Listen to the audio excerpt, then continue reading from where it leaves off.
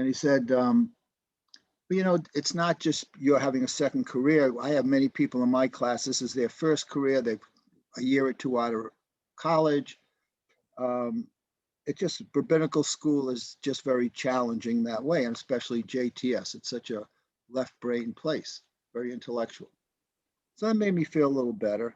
And I said, you know, for a young guy, maybe I can listen to him because he had some wisdom, some sechel. So then I hear his story. And Ehud grew up, oh, by the way, Ehud, or Rabbi Sela, I got to call Rabbi Sela, is Karen Jacobson, who's here today.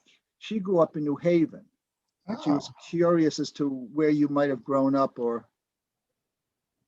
so if you want to. I grew up in the Beaver Hill section of New Haven, near Hill House High School. And my grandparents belonged to the Young Israel of New Haven. Oh, yeah. And we went there as kids, and then my parents joined the conservative synagogue called Becky, Beth El Ketzer Israel, and that's where I grew up most of my childhood. And I went to Ezra Academy in Woodbridge, and I went to Hopkins High School, and then I ran away to California. I went to B'nai Jacob, so which is where Ezra was. Yeah. Yep, absolutely. Yeah, it's a small world, isn't it? A small world. So I thought there was the cantor there, Cantor Koenigsberg. Yeah. So his younger son, Zachary, and I were classmates and still are friends to this day. We've known each other since we were 5 years old. Wow, that's nice. Just wanted to share that. So Rabbi Sela shared his story with me, which was, I believe that when he was in high school or college, that he was challenged with the ultimate challenge, which was cancer. And he kind of talked to God a lot and developed a close relationship with God. And when he was fortunately and miraculously cured, he committed his life to serving as a rabbi. So it's a beautiful, powerful story. And so from that day on, I trusted Rabbi Fell. That's the point. That's why he became a mentor to me. And Rabbi Sela and I became close friends. We had Shabbat dinners together, and then he married his beautiful wife, Alicia, and is now the proud father of 3 children. So we're just so honored to have you with us this evening. I want to turn it over now to Howard Nelhouse to do the official introduction. And I want to thank Howard because he's the one that arranged all this, had all the contacts with Rabbi Sela, and we're all indebted to you, Howard, for having done that. Thank you. Thank you. Originally a fellow New Englander from New Haven, Rabbi Sela became an adopted Californian, receiving his undergraduate degree in biochemistry from UC Santa Barbara, where he met his wife, Alicia. After receiving his rabbinic ordination from the Jewish Theological Seminary, he served as an assistant rabbi under Rabbi David Wolpe. He is now the rabbi of Temple Ramat Zion in Northridge, California. His religious and academic interests are the connection between Judaism and social justice, our connection to the world and the environment, and the writings of the Hasidic masters. While attending rabbinical school, Rabbi Sela also received a master's degree in bioethics from the University of Pennsylvania and often teaches on the subject. Rabbi Sela, as we've just heard, was a good friend of Rabbi Mandel's at JTS. And to reiterate basically what Rabbi Mandel has already said, and to quote Rabbi Mandel, I have the utmost respect for Rabbi Sela as a scholar, a teacher, and even more importantly, as a kind and caring human being. And it's been a pleasure to have arranged this with Rabbi Sela. He's been nothing but a gentleman and very responsive to us. And without more, Rabbi Sela, the program is yours. Thank you. I was tickled when I got the invitation to give me a chance to reconnect with Rabbi Mandel. So I really appreciate it. As Rabbi Mandel said, it was a little strange too for me when Rabbi Fell first said, "Oh, we're going to pair you with this guy." I was maybe 23, 24 years old at the time. Yeah, I was the age of Rabbi Mandel's kids, and I thought, how am I going to connect with this guy? I mean, that's almost the age of my parents, but it was a beautiful shidduch, and yes, it also made Rabbi Fell much esteemed in my eyes because he knew, and just a great friend, a great chavruta, which we'll talk a little bit about tonight. I did end up, if you're really curious, Rabbi Mendel kind of like teased a little bit. So I had an interesting journey to the rabbinates. I actually ended up writing a book about it, and I finally got it published. I don't know if you can see it. It's called Seeing Angels in the Shadow of Death. If you want a copy, I'm happy to send you. I sell it for the low price of chai, $18, and it might be a little bit cheaper on Amazon, but I'll even sign it for you. So you can email me if you'd like a copy. It's a story about my journey interwoven with Jewish teachings and teachers that helped me along the way. So it's true that normally I usually end up doing talks about my book, or I end up talking about something related to bioethics, or occasionally Chassidut. And when Mr. Nelhoff said, well, would you talk about Pirkei Avot? Normally I would say, oh, that's not my area of expertise, but it was very fortuitous because this past year, I've been teaching Pirkei Avot to my congregation. We've been doing a daily study on Zoom that I call Taste of Torah, and we're almost done. We're going to do a siyum. We're going to finish in 2 weeks. So we've gone through everything about, well, usually one Mishnah a day for the past few months, aside from holidays and vacations. So we can't obviously do it all. So I thought we'd pick a few. Some of the highlights, some of my favorite ones, and I really don't mean this to be a lecture. So I'll teach a little bit about the Mishnah, and then we can dialogue and discuss, and then we'll move on, and we'll see how many we can get through. I've picked out about a dozen. I doubt we'll get through a dozen, but hopefully we'll get through a whole bunch. If you have your own copy of Pirkei Avot, because you knew that was the subject, that's great. You can pull that off the shelf if you want. I'm going to share my screen just when we initially talk about it, just so you can see what we're talking about. But then I'll put it back to the normal screen so that we can actually see one another and engage in a little bit of discussion. Sound good? Any questions about that format? All right, fantastic. What I always like to do is, just in case, since we're studying Torah, if you haven't said it yet today, is we'll just start with the blessing for Torah study to start off. If you're unfamiliar, it starts the way all blessings start, Baruch atah, etc. And the last 3 words are la'asok b'divrei Torah. So you can join together with me. Baruch atah Adonai Eloheinu melech haolam asher kitshanu b'mitzvotav v'tzivanu la'asok b'divrei Torah. So I'm going to share my screen with you as we go through. I feel like we have to start with the first one. We have to start with Pirkei Avot 1:1, just to make sure that we all know where we're starting with. And then we're going to jump around some of the highlights throughout the chapters.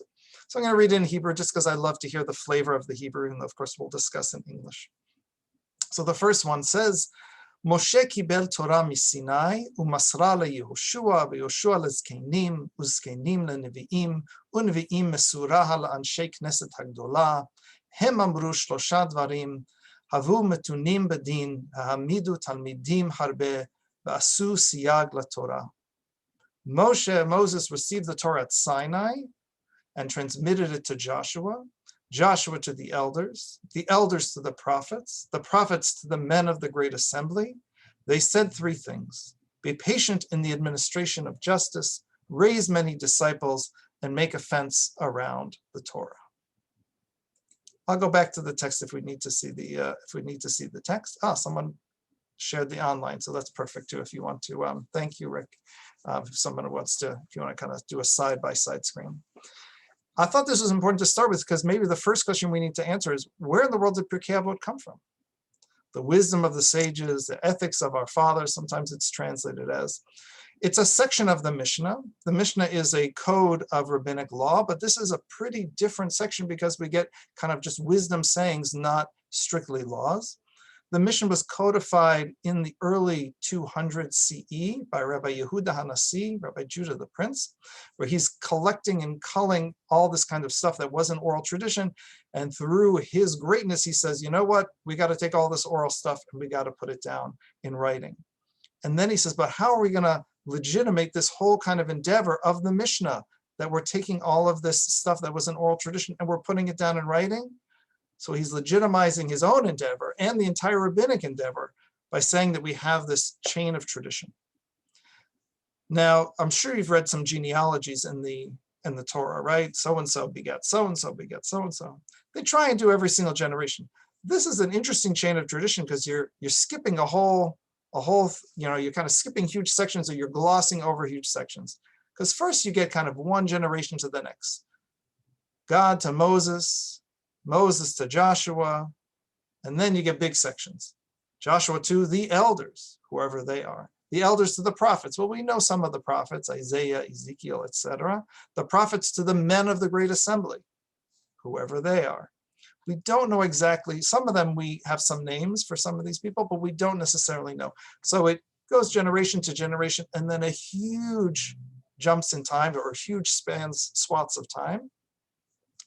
But what's amazing about this is it starts with prophets. It starts at least with one prophet, and it has prophets somewhere in the middle. But it's saying that this chain of transmission, which is legitimizing the rabbinic endeavor, saying we got this from, going all the way back. You don't always have to be a prophet. You just have to heard it from a prophet, right? The part of the rabbinic enterprise is also the end of prophecy. Part of the rabbinic enterprise said prophecy had to end because it's hard if you get two prophets that disagree. What if one prophet says yes and one says no? What if one says right and the other says left? So the rabbis ended prophecy, but they consider themselves the heirs of it, because if you heard prophecy, then that made it a legitimate chain in the link in the chain of tradition. Now, I said something not quite right. I don't know if you picked up on it. Who did Moses get the Torah from according to this chain of tradition? I said he got it from God. But what does the Mishnah actually say?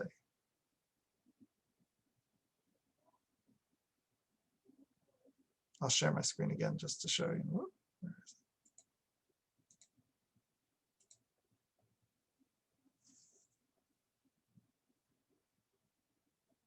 You can all unmute your microphones. There's not a ton of us unless you have a dog barking in the background. We can leave all our microphones open and chat. It doesn't say who we got it from. It doesn't say who we got it from. Or depending on how you want to translate it, I translate it as where he got it. It said me Sinai, which can be from Sinai or can be at Sinai, depending on how you want to translate the preposition me there. Right, the assumption is that it's from God, but it's fascinating that it's from a place. Before I give you my answer of what I think that means, any thoughts about why doesn't it say, why does it say Moses got the Torah from God at Mount Sinai? I think it might be said in that way, in that it cannot really be proven that Moses heard it from God, and that God is placing on us the responsibility to perceive and to put some structure into what we believe God wants from us, and that it may not have come directly from God, but just from Moses's dealing with God, and somehow through osmosis perceiving what was necessary for the Jewish people. Very nice. It's still kind of in that realm of like, prophecy is a tricky thing for the rabbis. They're not going to deny it. They don't want to deny that would deny a whole part of Judaism, a huge part of Judaism, but they have trouble with it because it can be tricky. Who's a legitimate prophet? I mean, how did you get all these different religions? Where'd you get Christianity, Islam, Mormonism? From new prophets. Any other thoughts? You're going to have two different thoughts. Go for it now. I have a different. I've heard some of this from Rabbi Meindel, but Perfect. Quote him. legitimizes the sages in interpreting that it's incumbent upon all of us to interpret, to understand, and to teach. And just by virtue of not saying it came directly from God gives some credibility to all of us to interpret as best we can what's expected of us.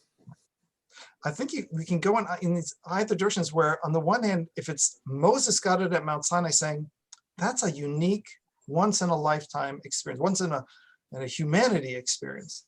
On the other hand, because you're saying it came at Sinai, well, any legitimate interpretation is as if it's at Sinai.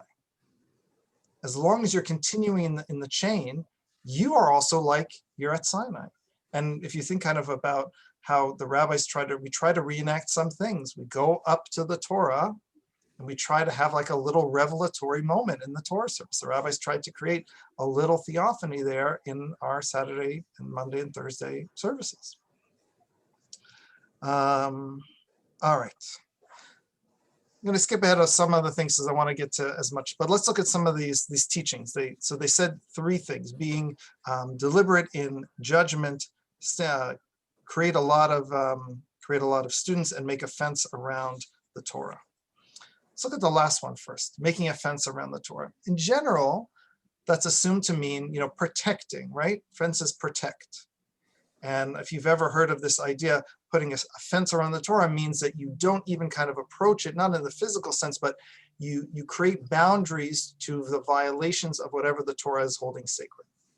So the first kind of even idea before there was a giving of the Torah, the idea of like a fence around the Torah. If you think about the story of Adam and Eve, God said, to Adam, don't eat the fruit of the tree of knowledge.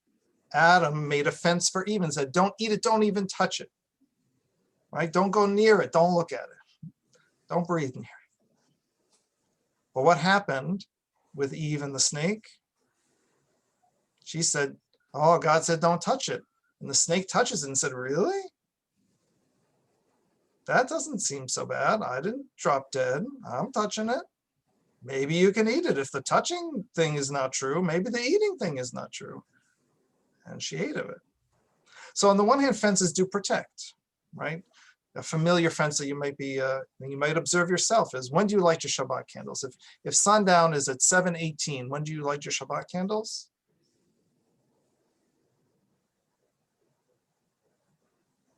When would you light them if sundown on Friday was 7:18? Would you light right at 7:18? No, Jill's shaking her head. So when would you light, Jill? About 7:05, the latest. Okay, so certainly some people do 5 minutes, 10 minutes, 18 is very popular, 25 is popular, 42, it's all these different ways of calculating, but right, but Yeah, you wouldn't push up right into the deadline, No, because then what if you're a minute late and then you're lighting a fire in Shabbat? Oy vavoy, it's a terrible sin. So we put a fence and we say, we're gonna make sure that we're not violating Shabbat, so we're gonna light it a certain number of minutes earlier. Same thing on the other end. We wait till everybody agrees it's night.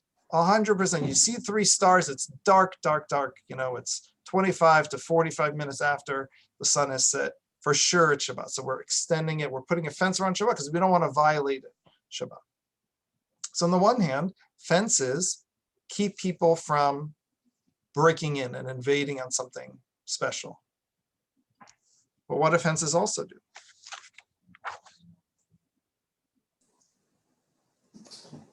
They add responsibilities or burdens over and above basic commandments. Right?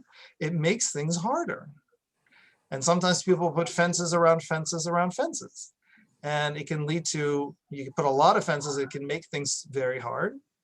It can make things not understandable because people forget what the original thing is.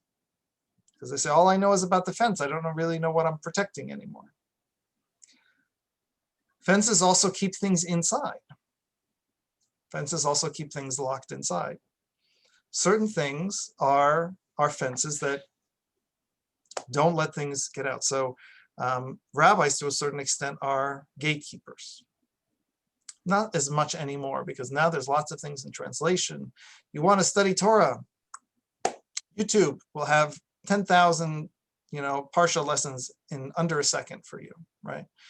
You want to have a bar mitzvah, God forbid you rent a rabbi. Who needs to belong to a synagogue anymore, right? So we have fences that kept things locked in. To a certain extent, it worked, but then there were disruptive technologies that broke down those walls and those fences. For the good, in a certain sense, that anybody can access things at any time now. On the other hand, the fence, once it got knocked down, if you're not sure where the boundaries of your community are you even a community anymore? That's a meta question for the Jewish community. Being deliberate in judgment. Being deliberate in judgment. All right, right. When you're judging something, think about it. Okay, but there's more to that. Similarly, kind of with this idea about fences, so maybe they relate to each other. When you're discussing something, do you only look at the facts? Rabbi Mandel used to be Howard Mandel Esquire, right? Once upon a time. Just tell me the facts, right? Don't tell me the emotions of the case, right? Do you ever play to the emotions do you ever have jury trials where you play to the emotions of the jury, and who cared about the facts, right? The judge cares about the facts, but you don't usually have judge bench trials, right?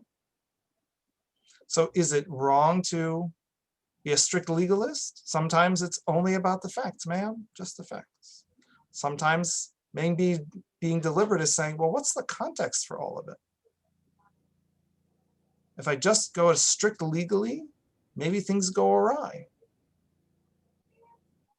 There was a big discussion, I don't know if you remember, Rabbi, when we were in rabbinical school, about whether to admit openly gay rabbis in the seminary. And one of the proponents made a very interesting argument. He said, you can make every halachic argument in the book and to admit openly gay rabbis. He said, but it'll never fail. He says, the system doesn't work that way. The system would never permit it. The halachic legal system would never permit it. So he wrote a paper that basically said, you need to overturn something fundamental in the legal system in order to allow it. Don't try and like weasel a way in. Acknowledge that the system doesn't allow it, overturn the system, and then allow it. And it wasn't accepted. He gave over to the people who said no. He said, you're right, except you're wrong about the fundamentals. You put in all the variables in the halachic formula, you get the answer no, you did it right. But your equations are wrong. And that's how he argued against it. But ultimately that wasn't the paper that allowed for openly gay rabbis to come into JTS. If you want to know that whole story, that'll have to be another class. But that's another way of like, well, what does it mean to be deliberate in judgment? Is it being very good about knowing the formula and the variables? Or does it really mean understanding things in context? Or understanding your own biases? How many people, when you're deliberating with something, you have two people to go to. You know who's going to give you the answer you want. So you go to that person and not the person who's going to disagree, right? I want to say yes. So I'm going to go to the person who's going to confirm that I should say yes, as opposed to, I want to hear every argument from someone that's going to tell me no. It's hard to seek the opinion of someone who's going to give us an answer we don't necessarily want to hear. But I'm sure Rabbi Mandel has taught you, the midrash about two sages are like swords sharpening each other. You learn more from debating with people you disagree with. Were you the one, Rabbi Mandel, I think when we were talking before, you said it was about or you're talking about your students at the college about saying, you wanted the person who could give you 49 different proofs. But I think it was also, it's from a story where one rabbi has insulted another rabbi, and then he dies, and then they bring in a yes man to be his debater, and he says, I don't need a yes man. It's like the other guy, when we fought, he told me 49 reasons why I was wrong. I don't need a yes man telling me 49 reasons why I'm right. I already know I'm right. I need someone who's going to argue with me and give me the other side. raising up many students. I think in a similar way. They certainly wanted, I think, a lot of students because he was concerned at his own time because of different persecutions. There wouldn't be enough people to maintain the chain of tradition. I'm sure you've heard of the book, The Tipping Point, right? Where certain sociological phenomenon happen, and at some point in time, things, it doesn't have to be the complete end, but sometimes there is a tipping point. So my synagogue almost had a tipping point of closing at some point. Because if you get enough people leaving and it generates and people go, oh, the understanding is, well, there's nothing going on here, and that becomes the accepted wisdom. So if you don't have enough people studying, people say, oh, there's no future in Judaism. At what point in time does that become the accepted wisdom? Or can you push against that tide? For the rabbis, it was to push against the tide and said, we got to get more students. We got to get more people who are bought into this. We got to have enough people. And certainly a diverse amount of people. I think raising up many students means a diverse amount of students. Just like if you have a monoculture and you have a disease and it wipes everybody out, wipes every plant out, good luck. But you need a certain diversity in order to ensure survival. Comments, questions, thoughts? Anyone ever built a fence around something, metaphorically or physically, and it worked out great, or did it and it didn't work out so well?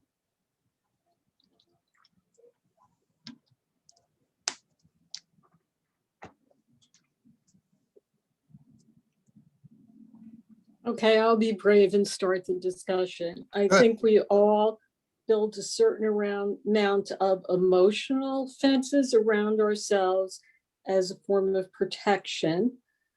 And that's necessary, and that metaphor can go on out to whether it's the community of Judaism and so forth.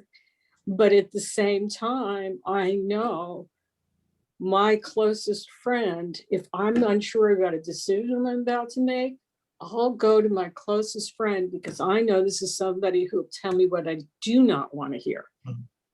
And that is more valuable than anything else. So yes, we build certain fences for protecting ourselves because survival is the most important thing. But at the same time, you have to know when to open the gate, as you used, because otherwise we'll never grow. Mm-hmm. It's a perfect segue to the next one, which talks about rabbis and chavruta partners. Before you move on, yeah, I don't want to say much, but I think what you brought out so beautifully, Rabbi Sela, in your presentation is what makes Judaism so rich to me is it presents all sides of issues. In other words, like you said, if you don't have a fence, then you're not going to have a community. You need some fence to have a community. If you emphasize the fence too much, and what made me think of is being in Jerusalem and meeting people that had two kitchens, because having one kitchen and having two stoves wasn't enough, as some people did. They needed two separate kitchens. And pretty soon it's who becomes more kashrut than why you're doing this in the first place. And I thought you brought that out beautifully. So, but there's always tensions in Judaism. I think it leaves it to us. There's different times when one may prevail over the other, but just brought that out well.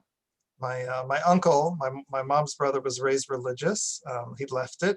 Part of the reason he left it is that I think he didn't have necessarily the best teachers, and he was also very clever and very smart. So what got him kicked out of yeshiva that day was when they were talking about kashrut, and they were talking about the kashrut of dentures. And so they were debating, the kashrut of dentures, deciding, what is it? Is it milchik? Is it fleishik? What about Pesach? And so finally the teacher said, so how many dentures should a person have? And he raises his hand, he goes, 7.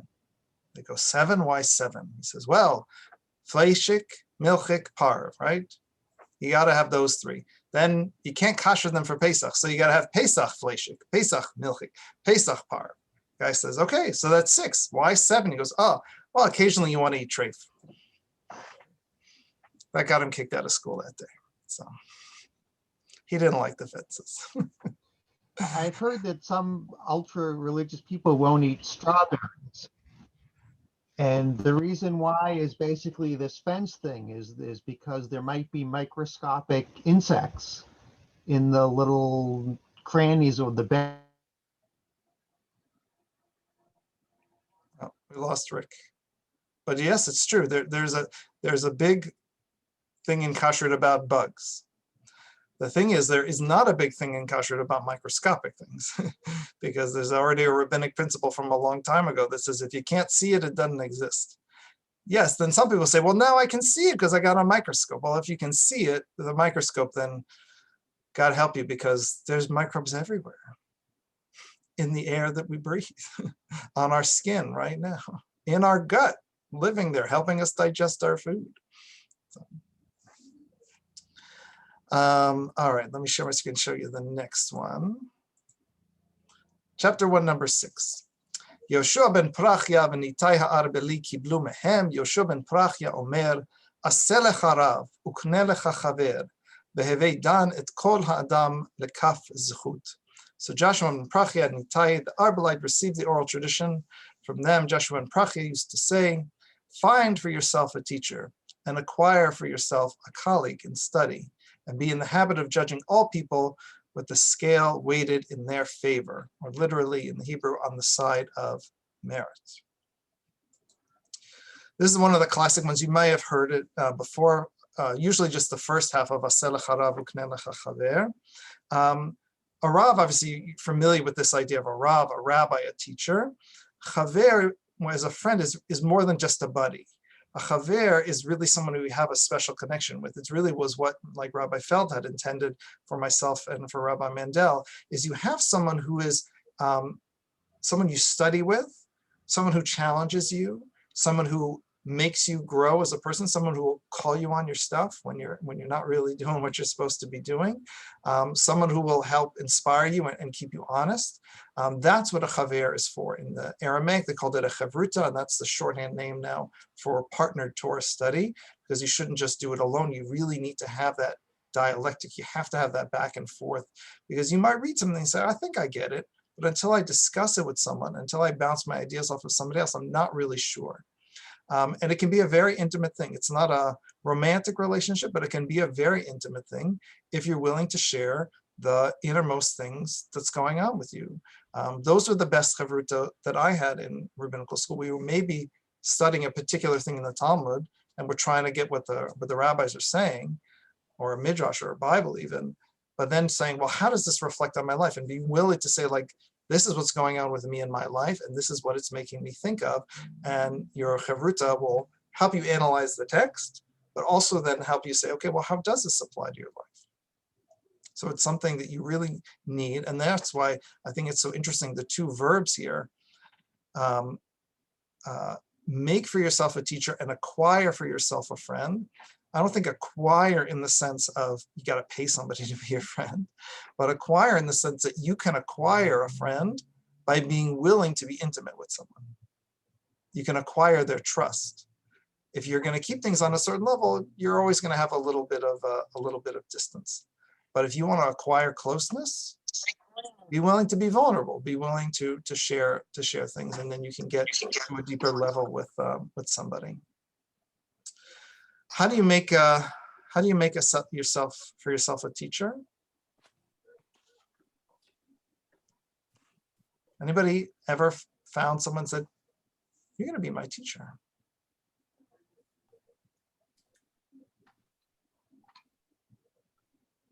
Well, certainly by joining a synagogue, you've made for yourselves a teacher.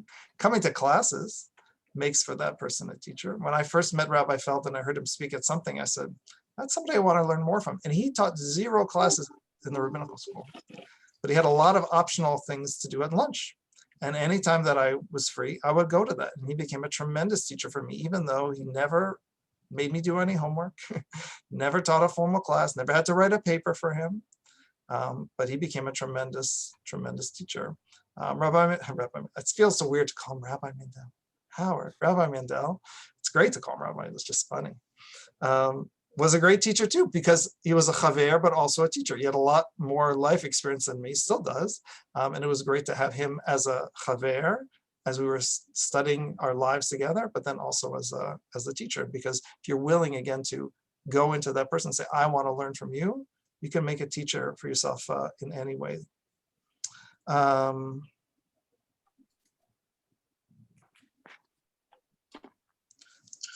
I think what Rabbi Shubin Prachya here is arguing against is against kind of monkism or asceticism. If you think about what's going on at his time, there could be a tendency for people to become more like hermits, to be studying out and away. But he's saying, how do you engage in deep kind of personal growth? You got to find a teacher, you got to find a mentor, someone who can give you, kind of set you on a path, and then you got to find a friend. You got to find someone who's going to walk that path with you, and again, keep you on the straight and narrow. The teacher is not necessarily going to be there all the time, but the friend can be there for when you need to make sure you're doing what you need to be doing. What's also amazing, I'm sure you've noticed, if someone can teach you one thing, but not another, doesn't mean that they're not a teacher for you. Someone's younger, someone doesn't know anything about 90% of things, but knows something about that. Our egos sometimes get in the way. If you want to make that person a teacher for that particular thing, the only thing that's inhibiting it is your attitude towards that person. So if I want to make a teacher out of someone to teach me one particular thing, that's fine. I can make a teacher for that context. I don't have to listen to them about everything, but they know more about, I don't know, how to change a tire. Okay, that person's going to teach me how to change a tire. I've made a teacher there. What else? His last part. Judge everyone to the side of merit.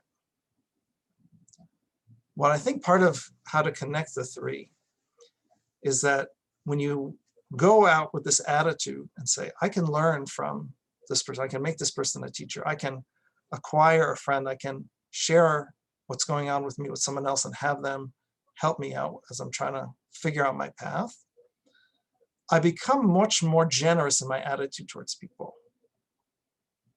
And I think that's what he's asking for. What is my attitude towards someone? Do I always think the worst of them or the best? Do I give them the benefit of the doubt, assuming that they had good intentions? Or do I assume the worst of them, that they're selfish, that they're only looking out for themselves? Or do I say, well, how could I judge this situation in the best possible way? And it's interesting, the word that's used. It says, Dan et kol ha'adam, which can simply mean judge every person, but it can also mean judge the entire person. Kol ha'adam meaning the entire person. Because if you look at the entire person, if you look at one little thing and you're like, that negative thing, bad person. Why would we judge a whole person by one little slice? Imagine if somebody looked at our worst character trait and judged all of us by that one little sliver of our worst character trait. Would we want that? Probably not. So if we are very generous with ourselves and go, I'm very forgiving of all of my flaws, look at all of my good character traits, would we not want the same of when we look at other people? And so we judge the person in their totality and go, okay, if that person in their totality is a good person, maybe there's this thing here that was negative. Can I judge that to the side of their favor where they had a bad day, they didn't mean it the way I took it, what they're doing isn't exactly what I saw, or what I saw isn't exactly what they did? It's an interesting thing to go, because I'm sure you have this. I have this conversation, I feel like, well, multiple times a week. Did you hear so-and-so did this at the shul? I'm so mad. Okay. Let's, before, first of all, talk to them, but let's just play a little game. What do you think is going on in their head? Well, maybe, and once you start to play that game, there's usually a lot more generosity that goes on for the person. Oh, okay, they didn't do that just to make me angry. Probably not. Maybe they had something else going on. So can we judge them a little bit more generously? All right, I've been talking for way too long. I kind of got in a roll. Anyone ever been judged unfavorably in which somebody had judged you on the side of merit because they really misjudged what happened to you. And they took you to task for it. And then once you explain, they go, oh, sorry, I didn't think about it that way. I didn't think about it from your perspective. Anybody who's married experiences that all the time.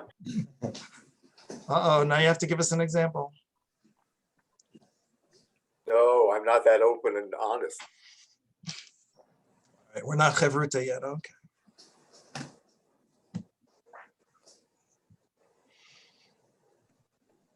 You know, all these tie together, Rabbi Sela.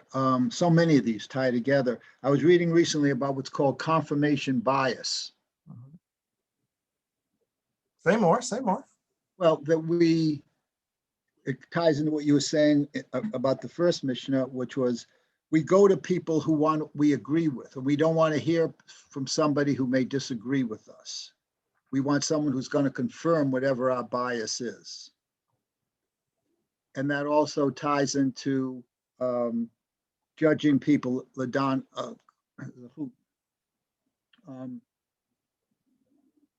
we take joy in harshly judging people, especially if they don't agree with us. And we see this in the political world, so prevalent in the political world. And instead of saying, maybe they have a bona fide reason for taking the position they take. I struggle with it all the time.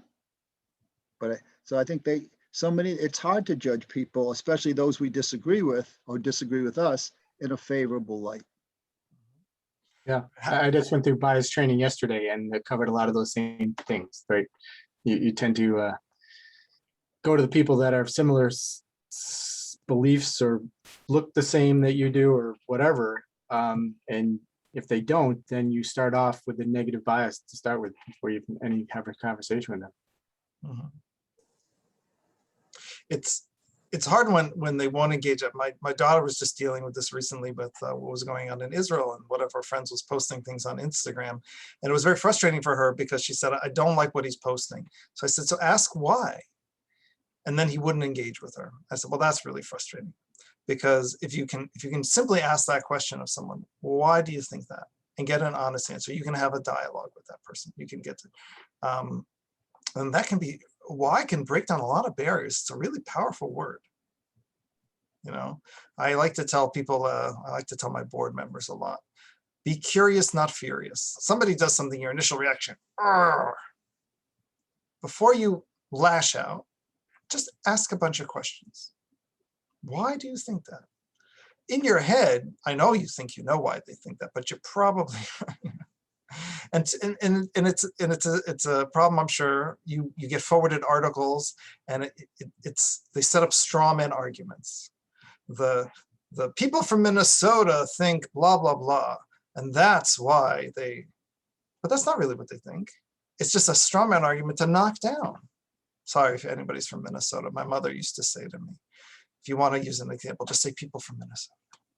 The people from Wisconsin, because now I'll balance, because I know people from Minnesota hate people from Wisconsin. They think, and that's why they do that, because they're horrible people. Well, I'm not sure that that's really what they think. And I find that so frustrating if anyone ever assumes that they know what I think, and they set up as a straw man argument. No, if you don't know what I think, ask me, I'll tell you, believe me, I'm not shy. Any other comments, thoughts? Well, I did want to comment on the adjective of the first sentence, the make yourself a teacher. Yeah. Because I think that verb of making is more than just go find yourself a teacher. It implies you need to work at it, right? You need to apply yourself, and you need to work at it, and you need to allow yourself to be taught. So it's not just finding a teacher, it's putting the effort in there to actually be taught. Absolutely. The continuous education, I'm sure Rabbi Mandel remembers, there were some classes where you were just hoping for the semester to end.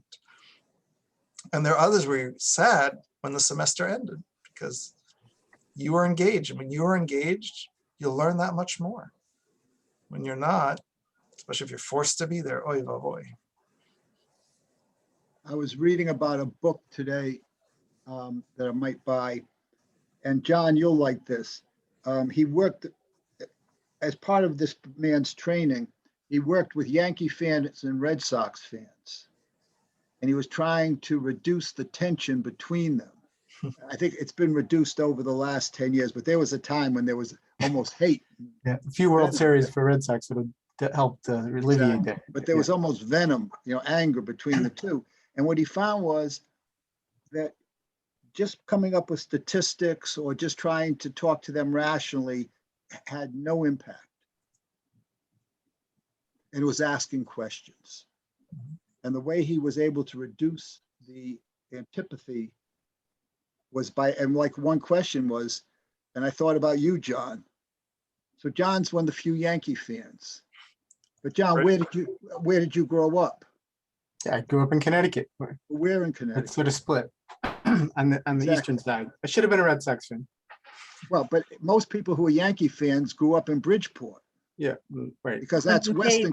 West of Hartford, yeah. It's west, it's west in Connecticut. Had they been raised in New Haven or even New London more so, then they'd probably be Red Sox fans. And when he started asking questions like, why are you a Yankee fan? He said, well, what if you were raised in New Haven? Oh, I'd be a Red Sox fan.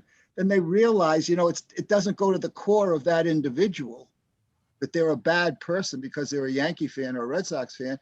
And it was the luck of the draw. Where were you born? What were your parents? Were they Red Sox or Yankee fans? So it just echoing yeah, it's asking questions. Yeah, it's funny. I was in my office for the first time today in 14 months, and I have my Yankee posters, pictures up on the wall, which was in some of my Zoom meetings. And one of the guys said, "You've been gone for 14 months out of the office. I can't believe they didn't go in there and take those pictures down."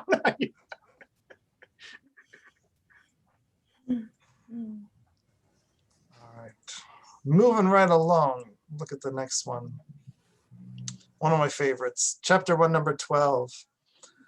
Hillel v'Shammai kiblu mehem. Hillel omer, hevei mitamidav shel Aharon, ohev shalom verodef shalom, ohev et habriot umekarvan laTorah. Hillel and Shammai received the oral tradition from them. Hillel used to say, be of the disciples of Aaron, loving peace and pursuing peace, loving mankind and drawing them close to the Torah. We get Moshe mentioned in the beginning of Pirkei Avot, in the first one, but we don't get him afterwards. There's plenty of Midrashim, lots of stuff about Moshe, but I don't think there's anything in Pirkei Avot, I don't remember studying anything, where it talks about the greatness of Moshe. But here we have Hillel, one of the greatest rabbis of all time, so famous they named a house after him, and a sandwich. That's a little rabbinic humor. A little. Raising up Aaron. I mean, we know there's some stories about Aaron, some stories about Miriam, but Moses is the big deal. He's the big deal in the Torah. But here it's saying, you know what? You should be like Aaron. Why? What's so big deal about Aaron? So they give us these two qualities about him. Loving peace, pursuing peace, loving mankind, drawing them close to the Torah. So Hillel, we know was not from his the Midrashim about his life history, was not an important guy. He was a poor guy. He was so poor that he couldn't afford, there's a famous story, he couldn't afford the entrance payment into the Beit Midrash, but he ends up becoming the greatest rabbi of his generation. When you think of Aaron, he's upper crust, he's aristocracy, first high priest, most important family in the Torah. Okay. You would think, especially as a high priest, kind of like rarefied air, not really hanging out with the riffraff. But most explanations of this seem to be saying that Aaron didn't think of himself that way. He thought of everyone equally. That's the loving mankind, drawing them close to the Torah. How would he draw them close? By loving everyone and treating them equally. So that people may have thought of him as something special, but he would go around and he would talk to everybody. And he would greet everyone. And if he saw them as having value, where they didn't see that of themselves, it made them finally think that they had value. Well, if Aaron, the high priest, wants to talk to me, I must be somebody. I must be worthwhile. So he helped build up people's self-esteem, and that's how he was able to get people to be better Jews, to be closer to the Torah in that idiomatic expression. And what did Hillel base that opinion on? Where did Hillel discover all of these positive qualities of Aaron? I don't remember reading about them anywhere. I think they come from various midrashim, that we're trying to understand the character of Aaron, where there isn't a lot about him, but trying to understand some of those little interactions. I think even about like the golden calf, which is like Aaron's most famous and infamous incident, where it's saying, how did he deal with that? And there's unfavorable midrashim about Aaron, but some of them are very favorable in the sense that he was trying to get the Israelites to avoid sinning in every way possible without hitting them over the head by saying, you're terrible people for wanting to have an idol.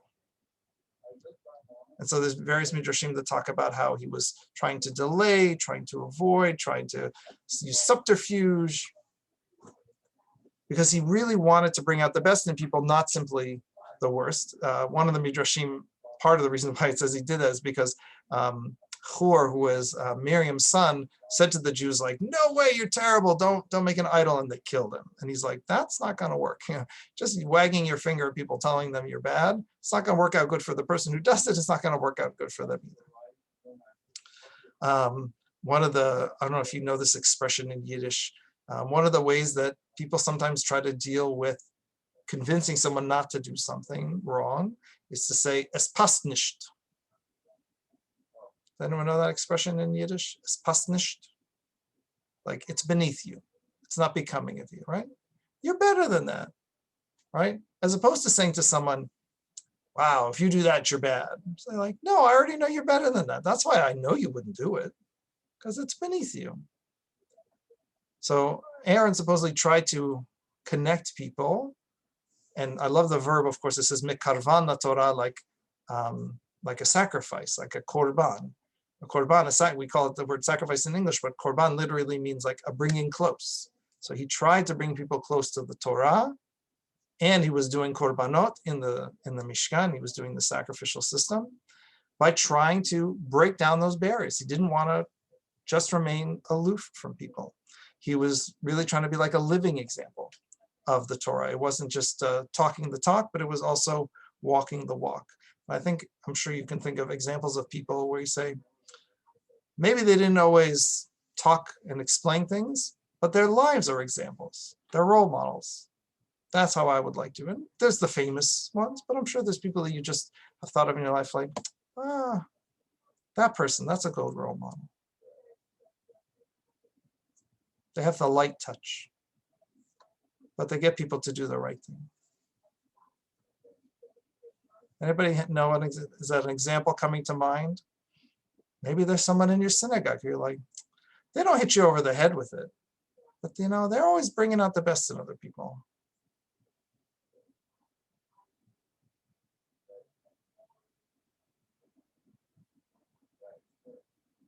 Who's the cheerleader in your synagogue?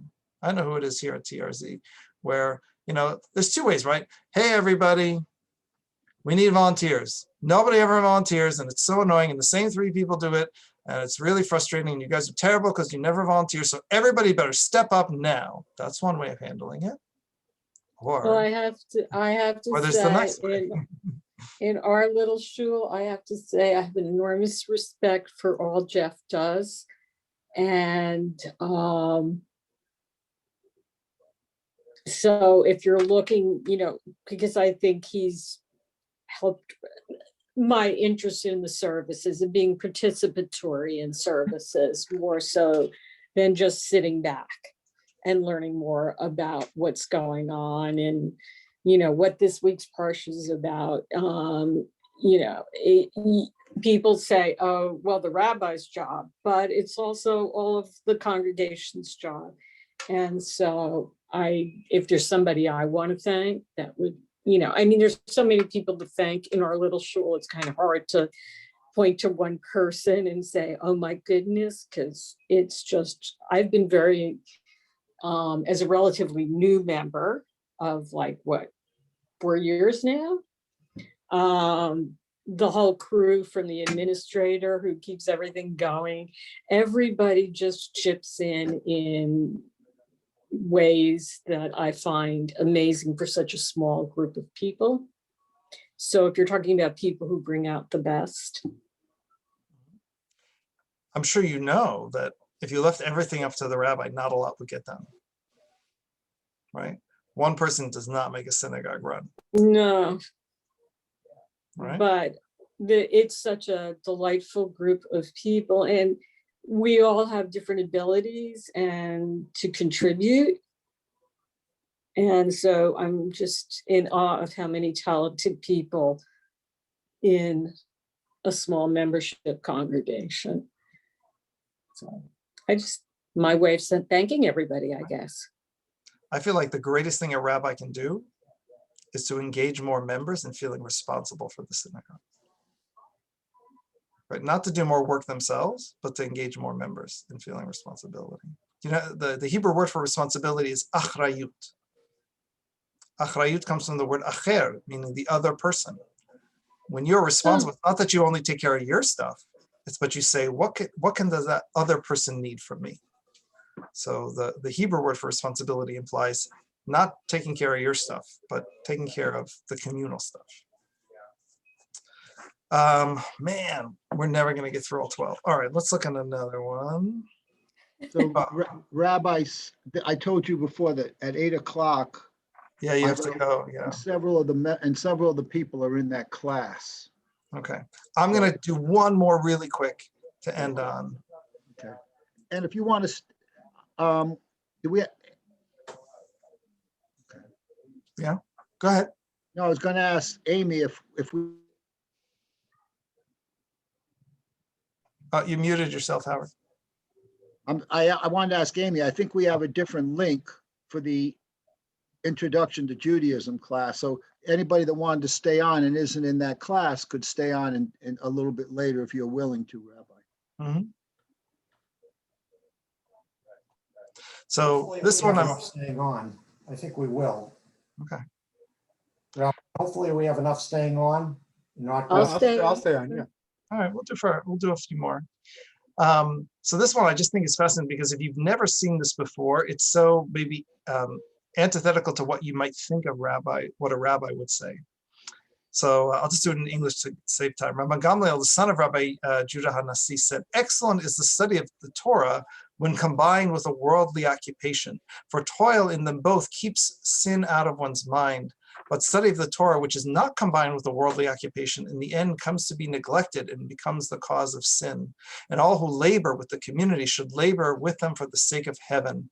For the merit of their forefathers sustains the community, and the forefathers' righteousness endures forever. And as for you, God in such case says, I credit you with a rich reward, as if you yourselves had actually accomplished it all." I wonder if this is surprising to anyone because of this culture that's only really a 20th century phenomenon, where you say, oh, the ideal for life, certainly in certain parts of the Orthodox world, is just study Torah all day.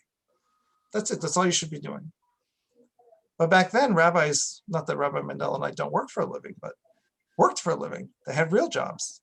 One guy was a blacksmith, one guy was a carpenter, one guy was a shepherd. They did the rabbiing in their quote unquote free time when they could, in the evenings, on Shabbat. Now, they didn't necessarily have a flock to take care of, but they had day jobs. And that's why they assumed most people would live that life. They wanted to live that life as well. That you earned a living and you studied Torah and you tried to do both. And the Torah is not meant to just be this academic ivory tower exercise. It's supposed to inform your actual life and the daily things that you go through. And I think it actually is maybe a lesson for rabbis that if we are only isolated in our rabbinic minds and in our rabbinic worlds, and we're not actually with our people, if we're not actually living actual lives and having to deal with the struggles that everyone has to go through, then maybe our Torah is not going to be really so relevant. So I bring this teaching to you, but this hit me over the head with a hammer when I started to really go in depth with it in terms of thinking about how important is it to really, really understand what's going on for people. And the Torah has to inform the lived experiences of real people. And if it doesn't, it's going to go the way of the dodo bird. Hopefully never, but. Rabbi, I have to exit now. Thank you so much. And I'm happy that people will stay on and share your wisdom with you. Thank you so much for inviting me. It's great to see you. Bye-bye.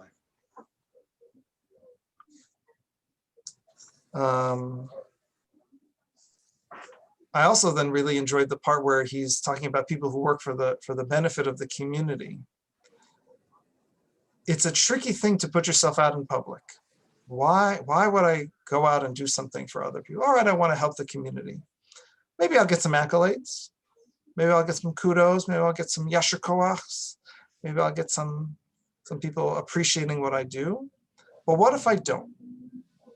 Would I still do it? It's important to be thanked. But what if I never got thanked? Is it still worthwhile to do it? Here he seems to be saying, yeah, even yeah, you know what? Not that he would disagree with thanking people and appreciating them, but he's saying, you know who's going to give you credit? God's going to give you credit. If you do this for the sake of the community, you're doing this for a larger purpose, and God's counting it. Somebody's keeping a tab, and you're getting a lot of check marks in there. It's hard, though. I'm sure you've had this experience. We have sometimes at our synagogue where people go, I worked really hard on that, and nobody said a thing. And when I do that, when I hear that, it's like, oh, that's a knife to my heart, because I know I'm not appreciating what people are doing. Because they worked hard. And they're not doing it for the thank you, but they should be appreciated. And I'm sure that when they're working on it, they're saying, okay, I'm doing this not for the thank yous, not for myself. I'm doing because I know it's the right thing to do, or because I want to benefit the community. Questions, comments, thoughts? When you just went through the end of that last statement, I could hear my father going, you do the right thing because it's the right thing to do. And in the processes of doing it, it makes you a better person. Mm-hmm. And it improves basically he was saying it improves the quality of your life. And which I have found to be true. So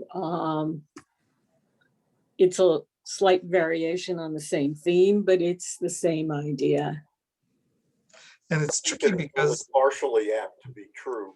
I think that you may get some satisfaction out of doing the right thing for a certain period of time, but it's not human nature to do so over the long run. I think that we all have an obligation to show appreciation for the people who do things that make us happy. And people who make others happy and never receive any appreciation in return eventually will become sour, and you can hardly blame them for doing so. They may not mean to, but the fulfillment they expect to receive, or that they hope to receive, is just not there if everyone seems to be unconscious that they've had a part in it. That's yeah, I think that this teaching is trying to, it knows that happens, and trying to be somewhat of a bulwark by saying God counts it. Because sometimes, I'm sure you've worked on a project, I've worked on many projects that did not go so well. And the result was not commensurate with the effort. A lot of effort, not always a good result. And it's tricky because you spend a lot of your life, it's a lot of hours into it, and it doesn't always work out great. And here, at least the teaching is saying, you get credit for the effort. Okay, the result didn't always work out, but you get credit for the effort. And it's true, sometimes you have to say, okay, I failed. I can learn from it. My little bit of a background as a scientist helps me sometimes with that, because I always tell myself, all right, it was an experiment. In the science world, 90% of experiments fail. And that's how you learn. You try something, all right, it didn't work. Rarely do you get it right on the first time. Usually it's the 8th or 9th time that you've kind of worked out the details, like, all right, now we got it. So you do an analysis, you learn from what your mistakes were, but you don't just fail. You don't just give up after you failed because assume that you can't, that it's impossible. It just means you didn't have the right combination. Maybe it's not the right time. Right? That's one of the killers in synagogue life, I'm sure, right? We tried that already. Okay, 30 years ago. Has anybody changed in the past 30 years? Or is everything exactly the same?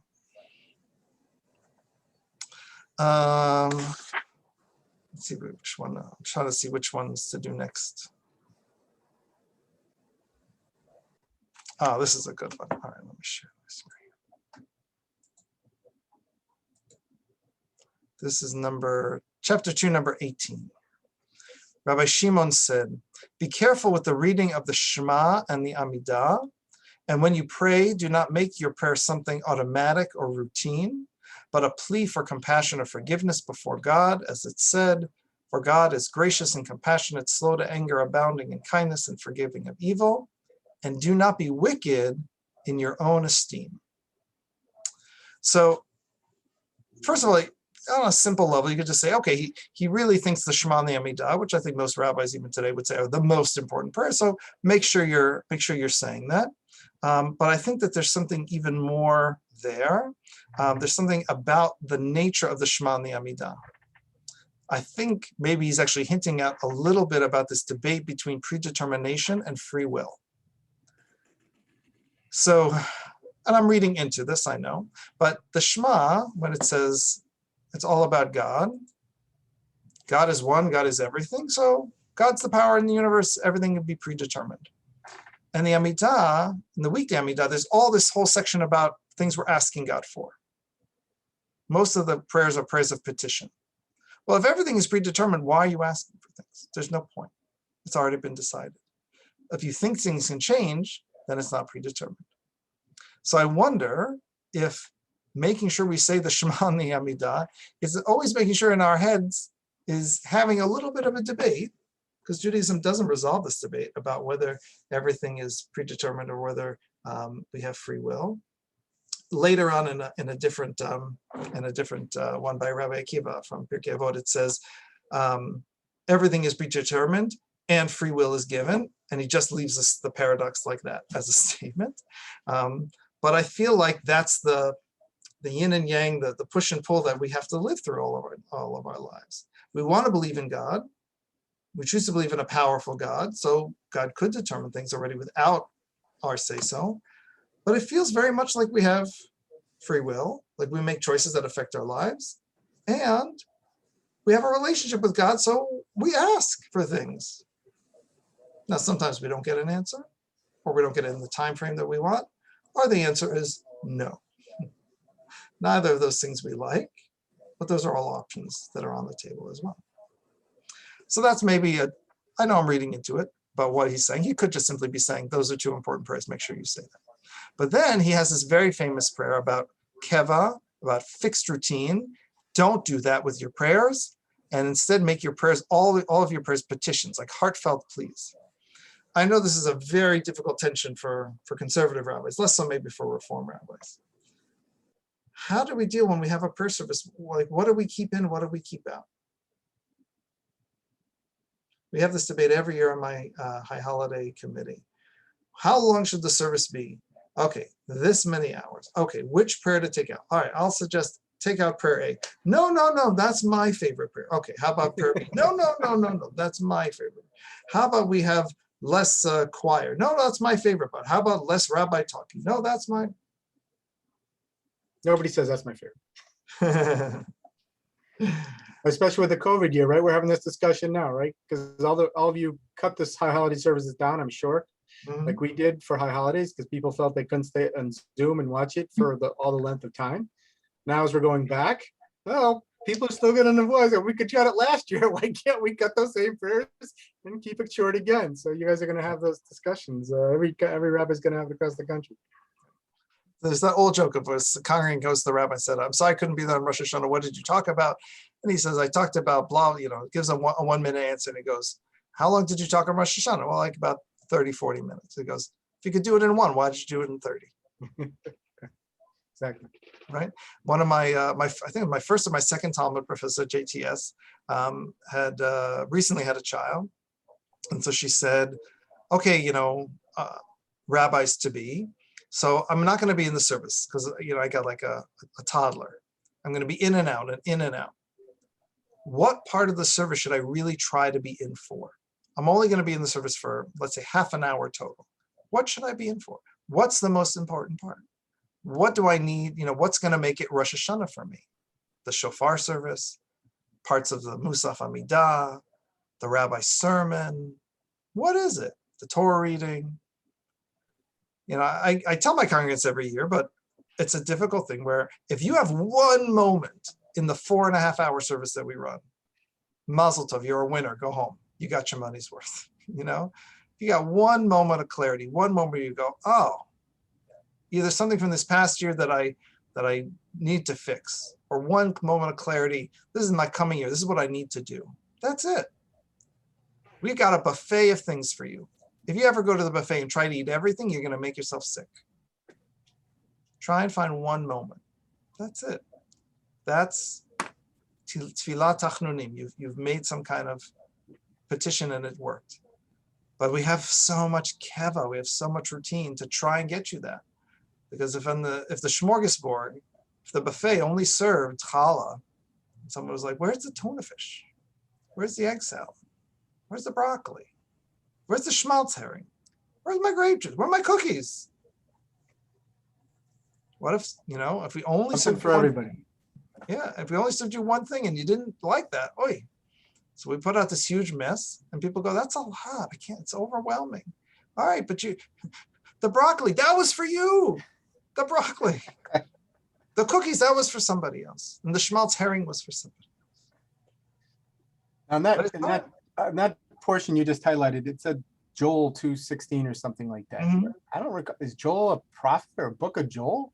Yes, the book of Joel, Yoel, is one of the Yeah. minor prophets. Okay. Minor only in the sense that not of importance, but we don't have a lot of chapters. So the three major prophets, we have a lot of them. That's Isaiah, Ezekiel, Jeremiah.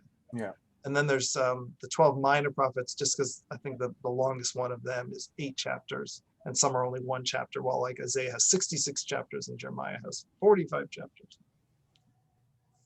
Thank you. I think that one of the ways in which the conservative movement's problem is confounded is not just that there's far more, that the number of things we have to offer in the service takes so long, but there's so much repetition. I mean, most of the things that happen in the Musaf service have already happened again. Why must there, in order for it to be a kosher service, why must we repeat all of the prayers? Why must we do the Amidah twice, once silently and once together? Nothing can be, it seems to me that there's no better way to deaden and make it less likely for you to have a special moment than to have the same thing repeated over and over and over. So I'm not saying that it's by your choice and you fix it, but I think that it's a hard thing to overcome. I'm only smiling because I'm reminded when I was sitting as an assistant rabbi in Sinai Temple. Rabbi Wolpe is this big, famous, prominent rabbi, and he has a large congregation. But I don't know, he was feeling saucy one day, and he said, "We're now page whatever. We're going to start the Musaf service." Musaf means additional because it's an additional to the morning service, and we pray a second Amidah in addition to the one we said at Shacharit. I only mention that because most of you aren't here for Shacharit, and so it doesn't seem additional to anything. It's the only Amidah you're getting. Page 50, whatever, we're moving. Right, so yes, for us too, we start at 8:15 and we're done with Shacharit by 9 o'clock for 20 people. And we start that early so we can get done by 12:30 or 1 o'clock because Musaf takes 2 hours. For most of the people, Musaf is an additional. It's the only service they're getting because they arrive by like 10 o'clock to hear the shofar and the sermon and Musaf. I thought you were talking about your regular Saturday morning service. 8:15, so like 2 hours. Okay. Not going to his temple. We go like 8:15 to 12:45 to get in 4.5 hours and get people out in time reasonably for lunch on Rosh Hashanah. Sure. Now, my home synagogue in New Haven, Connecticut, was called Becky, Beth-El Kesser Israel, but the joke amongst the congregants, at least for a number of years, was that its real name was Our Lady of the Interminable Service. Because their Shabbat service regularly went like 3.5 hours. They sang a lot, they davened slow. They often would have discussions, not like a sermon, but a discussion that could go half hour, 40 minutes. And it just went on and on. Now, thankfully, they had a good Kiddush lunch, so it was worth it to stay. A good Kiddush lunch can save a bad service. Never You underestimate. still miss Shacharit, come in later and get the lunch. There you go. Oh my goodness. It just brings back memories because I grew up in what we now call modern Orthodox. And not being a morning person, as John can well attest, I would always we would always go like Torah service, Musaf. And then there were a whole other group of people who would just go for Shacharit and Torah service and then leave. And we usually had really good Kiddush. and, the kibbutzing, and then we would all set off on different paths to walk home. And so it was this whole ritual that was very enjoyable in a way and built community, but it gave people who are on different circadian rhythms opportunity that suited their needs. Yeah. We just reopened a couple of weeks ago, and we had a couple of congregants who were quite elderly and kind of slowed down, but they actually came. I was surprised that they came now that we'd reopened on Saturday morning, and they said, we're sitting and waiting. They have a van from their senior living center where they live to come pick them up. So we're chatting and said, Rabbi, this is really nice. First time back in a year and 3 months. Wonderful, wonderful. And then the older woman and the couple pulls me. She says, so Rabbi, tell me, when are we serving lunch again? It was nice to be back together, to see all of you, to chit chat. Okay, but I really want to know, when am I going to get my tuna? I appreciate that. I'm sure she loved the service, but you got to see your friends and to catch up, and it's your community, and it's important. I apologize. I have to go. I have to return a couple of phone calls before I have to have another meeting at 5:30. This is a pleasure. Sure. I was going to say the same thing. A pleasure meeting you. If you ever want to have me back, it'd be my pleasure. If you want to do more Pirkei Avot, if you want me to talk about some of the teachings from my book, I'd be happy to do that. If you ever want to do Hasidic stuff, happy to do that. If you ever want to do bioethics stuff, got tons and tons of bioethics stuff, from birth to death and everything in between. Genetic engineering, end of life decisions, abortion, contraception. I got all those in the bag already. So if you Look them up for next year. there you go. Rabbi, Rabbi, thank you very much. Thank you so much. Thank you for a very much. wonderful presentation. Thanks for joining. I know it's hard on Zoom. It's not the Really same, appreciated it. but thank you for the interaction. Thank you. Thank Good evening. Have a good night. Shalom. Shalom.